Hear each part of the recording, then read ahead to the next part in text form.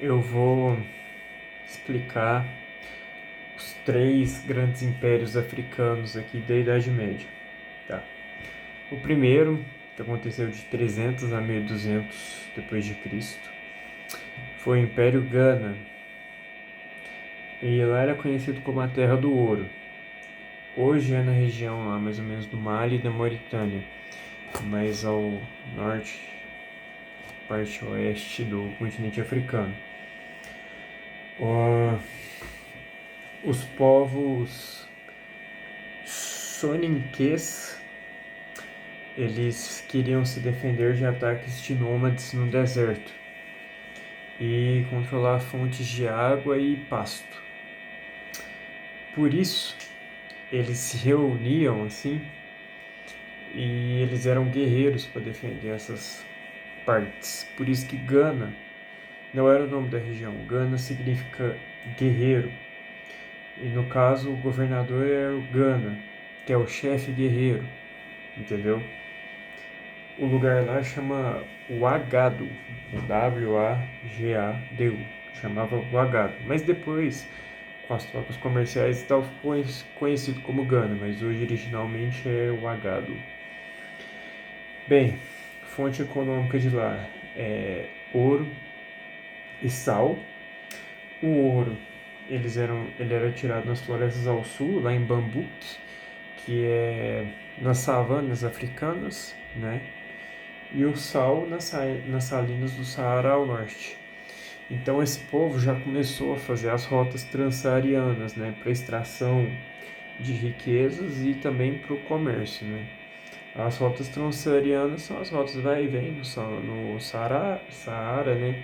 Então já começava com isso, porque eles faziam parte da África setentrional, né, que é a África mais ao norte, e é, tipo, trafegavam lá entre o norte do Saara, o Saara, que a faixa do deserto do Saara é muito grande, né, a maior do mundo. É, eles andavam lá naquela região e um pouco para baixo de onde hoje é a faixa do Sahel, tá? É, lá tinha imposto, lá tinha tributação, que era outra fonte econômica, o imposto real, que o rei Gana, ele cobrava uma taxa sobre a carga de sal ou de ouro que entrava e saía do império. É assim que a economia de Gana era estabelecida. E lá também tinha um sistema de comércio silencioso, que eles chamavam de escambo mudo. O que era o escambo mudo? Era um modo de comércio, porque como lá haviam muitos comerciantes, né, havia muita desconfiança naquela região, às vezes porque eles tinham contato com muitos povos, né? Então, tipo, às vezes por diferenças culturais e diferenças linguísticas também, às vezes um não sabia o que o outro estava falando, e para evitar roubo, desconfiança, enfim, certas coisas desse tipo, naquele contexto tipo de troca intercambial pluriétnica, os mercadores de sal eles deixavam as mercadorias à margem de um rio. Aquela região lá, né, um rio importante é o rio Níger, bom lembrar disso.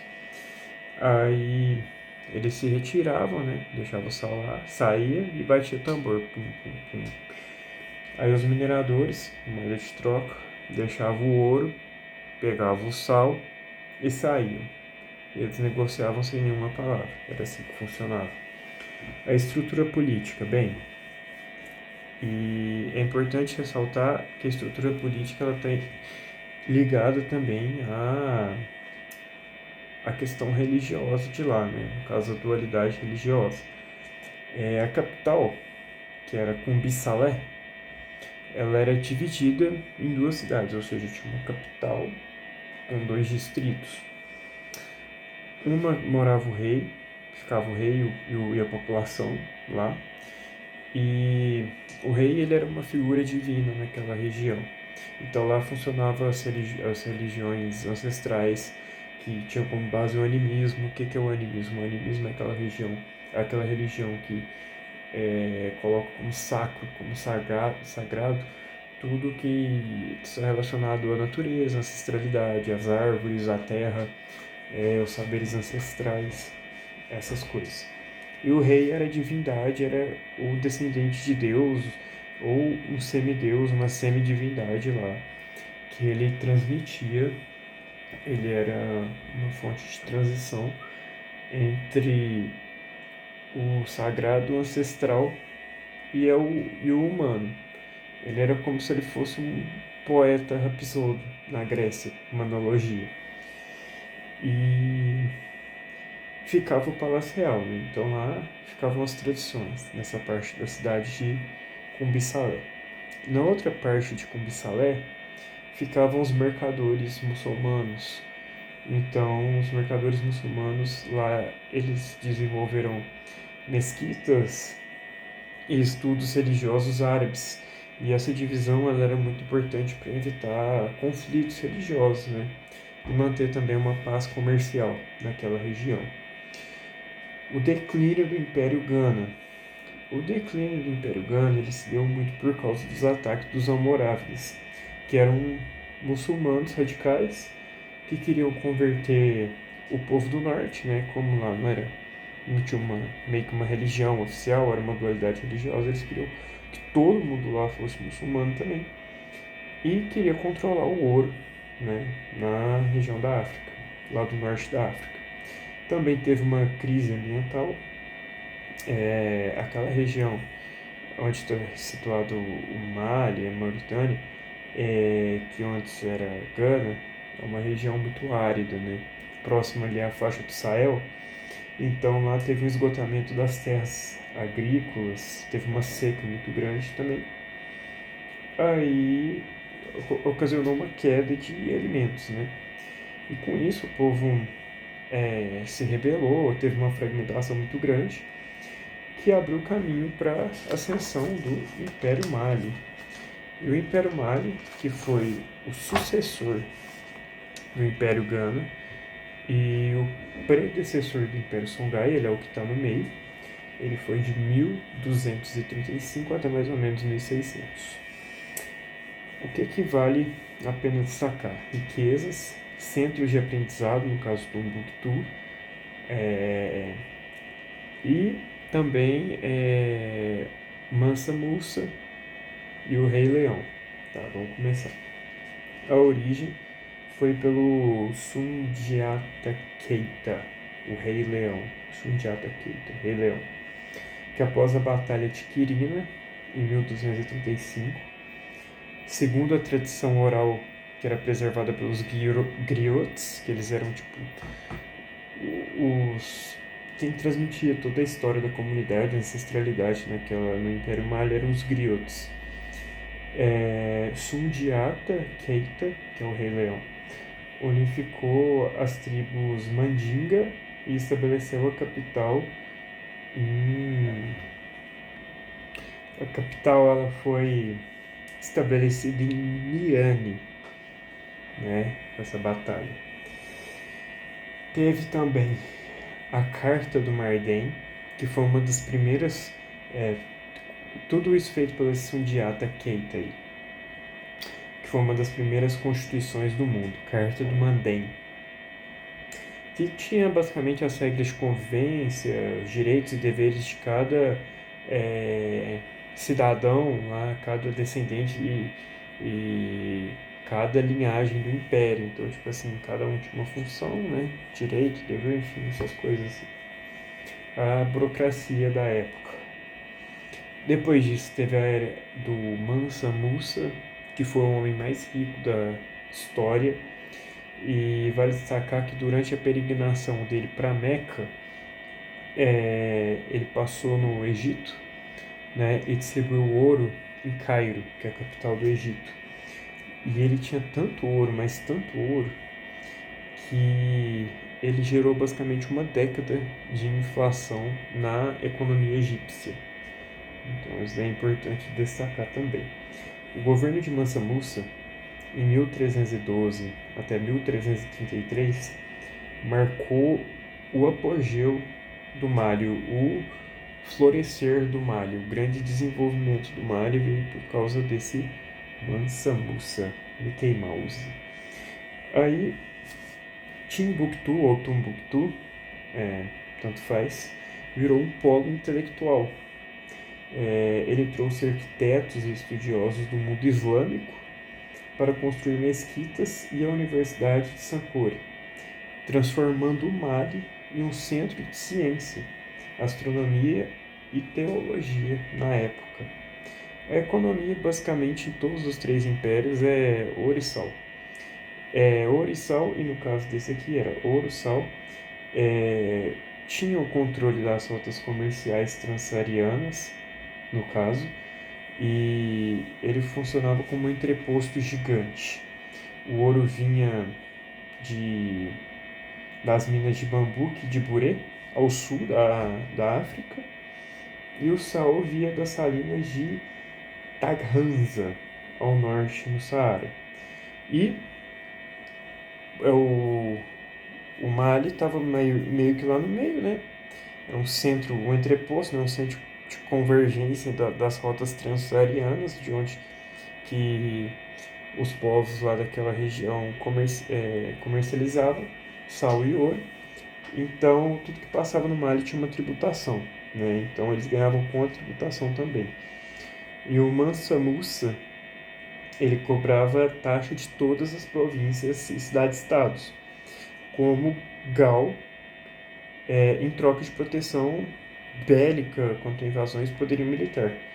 Gal, importante lembrar de Gal, porque agora vai a história do Império Songhai. Vamos fazer um resuminho breve do Império Songhai.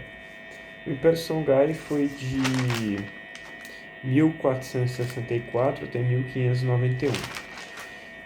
O Império Songhai, ele começou na cidade de Gal, que foi a que eu citei agora.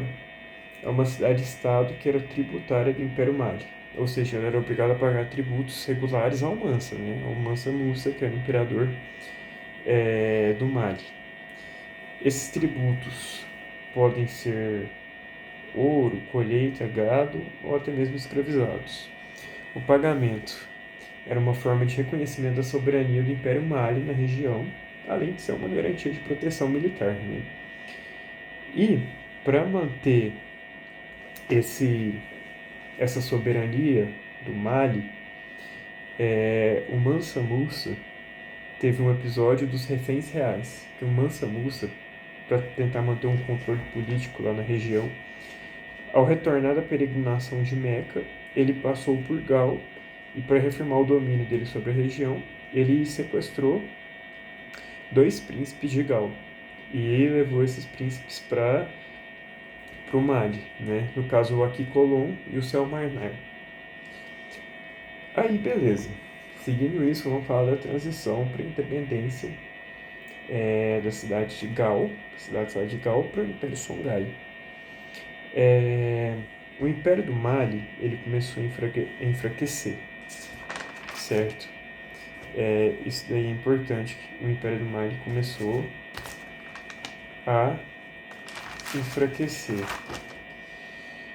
Então, com esse enfraquecimento do Império do Mali, devido às disputas internas e afins, os príncipes Songhai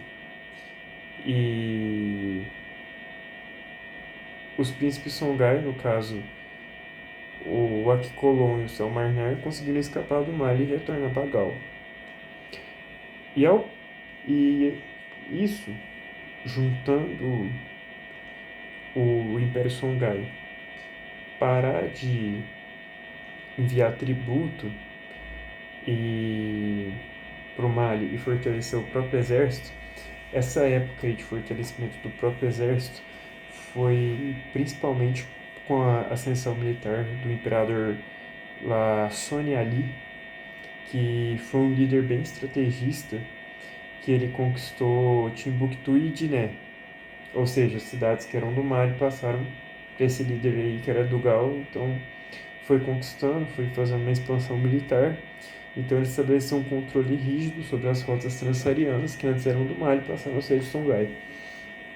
Então, como essas rotas já eram de Songhai, eles fortaleceram o exército, pararam de pagar tributos para o Mali e eles fortaleceram a sua independência. Com o tempo, o jogo virou. O Império Songhai cresceu tanto que acabou conquistando as terras antes que eram do Mali. E ele se tornou o poder dominante na região, o Império Songhai.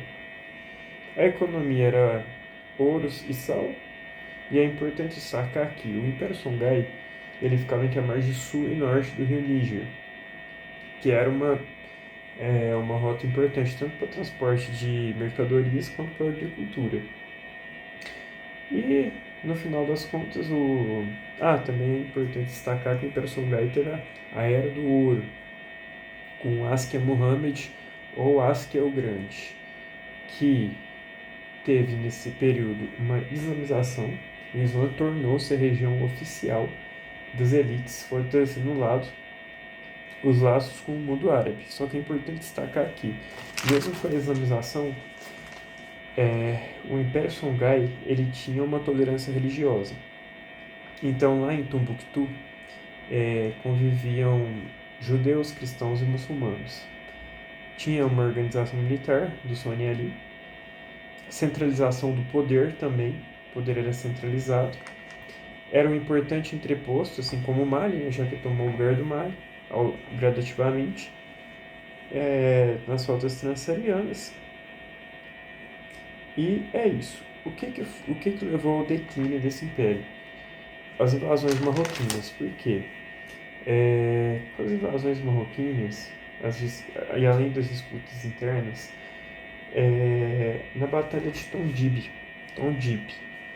o exército de Marrocos invadiu Songhai, derrotou Songhai.